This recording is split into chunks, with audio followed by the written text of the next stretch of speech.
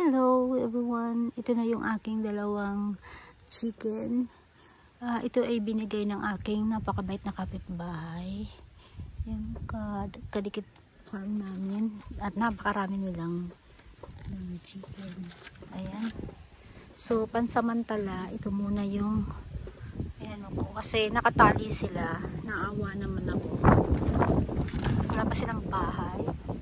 So ito muna sila.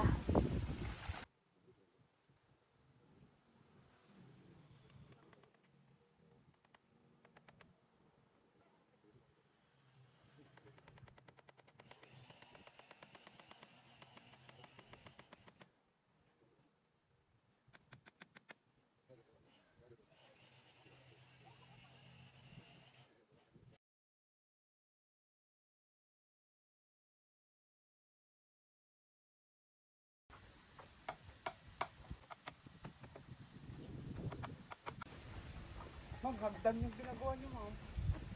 Ma'am, ako kukuha kong sagot.